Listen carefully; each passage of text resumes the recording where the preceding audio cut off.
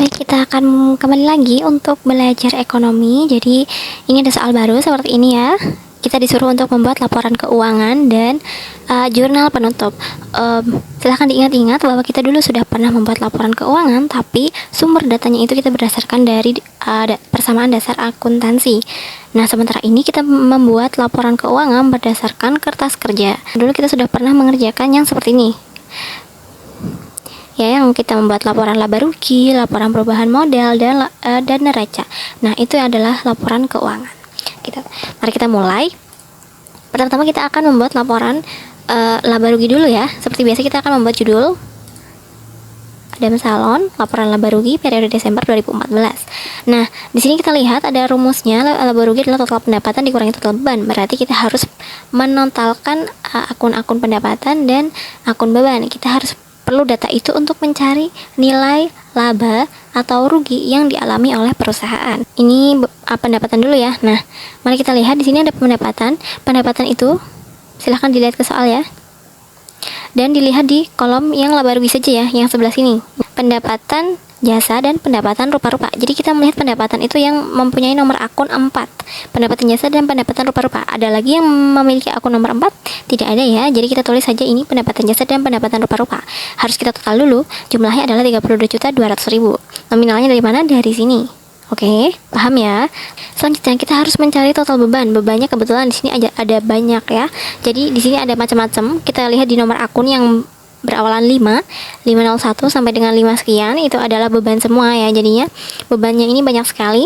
Ada beban gaji, beban iklan, beban bunga. Kita tulis semuanya satu persatu dan nominalnya diperoleh dari mana? Dari kolom laba rugi ini ya. Jadi ini ada 9 akun beban begini. Betul? Kita jumlahkan, kita mendapatkan nominal 17.320.000. Hasilnya sama ya deh di sini. Mari kita lihat di soal yang ini nih. Perhatikan.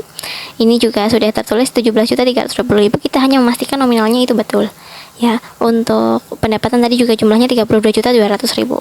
Baik, seperti itu. Kemudian setelah kita mendapatkan total pendapatan dan total beban, yang kita lakukan adalah menguranginya. Maka dikurangi total pendapatan dan dikurangi total beban. Hasilnya adalah 14.880.000. Karena hasilnya positif, bukan minus ya, maka kita atau perusahaan mengalami laba. Di sini juga sudah tertulis ya keterangannya, lihat nih, 14.880.000 laba ya. Berarti ini sudah benar ya laporan keuangannya untuk laporan laba rugi. Selanjutnya kita akan menuliskan laporan perubahan modal. Nah, laporan perubahan modal kita tulis judulnya, jangan lupa. Jika laba, maka modal akhir sama dengan modal awal ditambah laba dikurangi periode. Karena kita mengalami laba, maka kita menuliskannya ini saja ya. Berarti kita butuh modal awal. Modal awal si Adam itu berapa? Modal awal. Kita butuh juga nilai laba dan kita butuh juga nilai periode. Jadi modal awalnya si Adam ini di sini, ada di sini. Modal awal Adam ini ada di sini ya. Sebesar 25 juta. 25 juta dikurangi ditambah laba. Labanya kita tadi sudah dapat 14.880.000. Kemudian kita totalkan sehingga kita peroleh 39.880.000. Betul? Ya. Dan disebut dengan mengalami kenaikan modal. Nah, selanjutnya periode-nya berapa? Kita lihat ini periode Adam ada 500.000. Jadi dia mengambil periode, berarti harus dikurangi dong karena modalnya berkurang karena diambil. Sehingga totalnya adalah modal akhirnya adalah 39.380.000. Ini kita sebut dengan modal akhir. Seperti itu saja. Baik. Nah, selanjutnya adalah kita akan membuat neraca. Rumusnya adalah aktiva sama dengan pasiva. Akun aktiva itu ada terdiri dari harta yang biasanya nomor akunnya diawali dengan angka 1.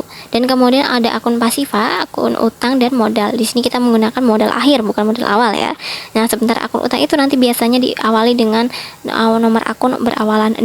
Sebelumnya ada aktiva dan pasiva seperti ini ya. Dan untuk aktiva kita akan tulis semuanya. Semua akun aktiva yang berawalan 1. Maka ada apa saja? Mari kita lihat.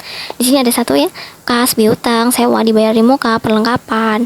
Kemudian nah, habis perlengkapan kok nulisnya iklan dibayar di muka, padahal itu kan di bawah. Mari kita lihat. Jadi untuk penulisan akun aktiva ini kita harus menuliskan secara urut. Harus berurutan. Jadi ini ada 104, kita cari dulu ada 105 apa enggak. Ada nih ternyata. Terus ada 106 enggak? Ada 107 enggak? Kalau udah enggak ada, baru kita bisa lanjut ke 111. Seperti itu ya. Jadi penulisannya harus tetap urut. Yaudah, intinya kita cuma menyalin nominalnya jangan lupa kita melihatnya, perhatikan karena ini neraca, maka kita melihat kolom neraca di sebelah sini ya.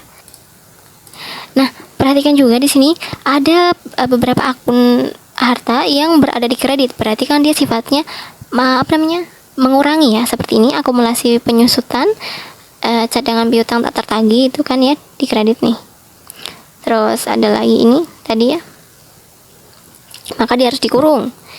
Nah, dengan begitu kita ketika menjumlahkan dia harus bersifat mengurangi. Jadi ini nih 7 juta tambah 3 juta tambah 1.750 tambah 200 tambah 600 dikurangi 350, seperti itu ya Kak. Saya yakin Anda sudah paham, silahkan hitung kembali barangkali mengalami kesalahan perhitungan saya. Selanjutnya kita akan ke akun pasifa. Di akun pasifa kita akan menghitung akun-akun utang dan modal akhir seperti ini. Nah, utangnya ada utang usaha di sini yang berakun 2, bernominal 2 ya, 22. Terus ada utang gaji, jangan lupa di bawah itu ketinggalan. Kemudian ada modal akhir, modal akhirnya kita sudah dapat dari sini. Dijumlahkan apakah sama dengan aktiva? Kalau tidak sama berarti ada kesalahan. Nah, sudah cukup sekian. Kemudian kita langsung saja ya dilanjutkan untuk menulis jurnal penutup.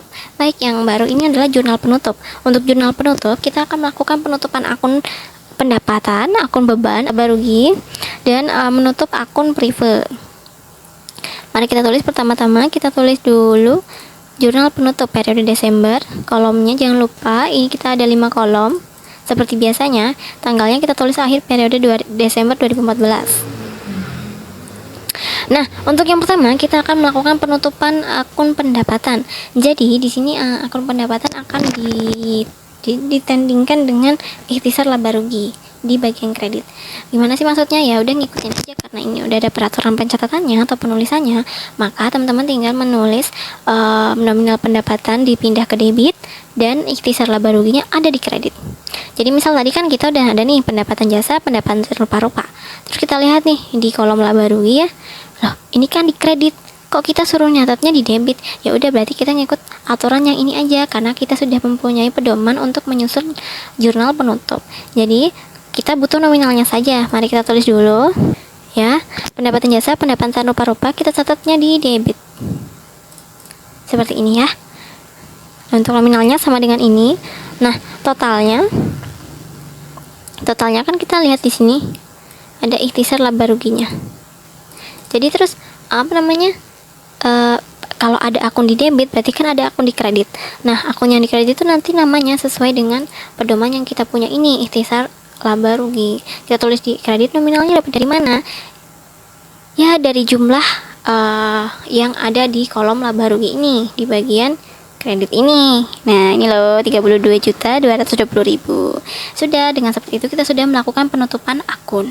Selanjutnya kita akan melakukan penutupan beban. Beban tadi ada banyak banget ya. Jadi dengan begitu kita harus menuliskan dulu seperti tadi rincian beban-bebannya tuh apa aja dari atas sampai bawah.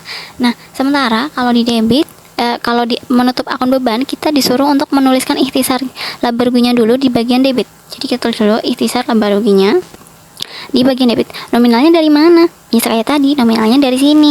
Laba rugi kan ya. Di bagian debit, laba ruginya adalah senilai berapa? 17.320.000. Mari kita tulis seperti ini. Nah, lah kemudian untuk bagian kreditnya kita tulis apa? Semua beban yang ada di akun itu, seperti yang tadi itu. Jadi kita tulisnya seperti ini. Nah, kayak tadi ada 9 akun beban, kita tulis semuanya. Nominalnya jangan lupa seperti ini persis nih. Dengan begitu kita sudah melakukan penutupan akun beban. Nah, selanjutnya adalah kita menutup laba rugi. Karena kita mengalami rugi, maka ikhtisar laba ruginya ada di debit. Kemudian lawan akunnya adalah modal di bagian kredit. Mari kita tulis di sini.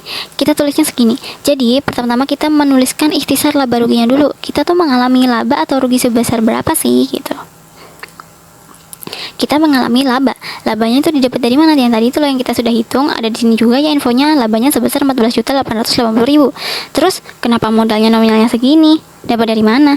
Lah, dengan kita mendapatkan laba sebesar sekian juta, berarti kan modal kita akan bertambah.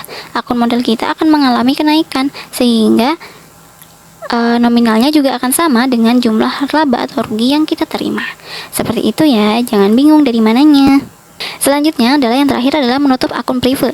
Jadi akun prive ini kita tandingkan antara modal dengan prive. Modal di debit. Mari kita tulis dulu modal di debit. Oke, seperti ini. Modal ada di debit. Pertama-tama kita tentukan dulu privenya. Privenya itu ada berapa? Besar 500.000 gitu ya. Nanti kita tulis tadi di mana?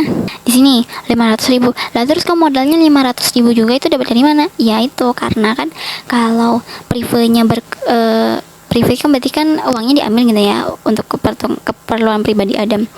Jadi otomatis modal akan berkurang sebesar 500.000 sehingga nominalnya juga kita peroleh dari sejumlah prive yang digunakan. Seperti itu saja, tidak usah pusing-pusing ya. Kira-kira seperti itulah. Sekarang kita juga sudah bisa menjumlahkan dengan seperti ini. Jumlahnya harus sama ya antara debit dan kredit. Silahkan hitung kembali barangkali ada kesalahan perhitungan. Terima kasih sudah mendengarkan dan menyimak. Semoga dipahami, semoga membantu dan semoga benar. Beritahu saya jika ada kesalahan. Terima kasih.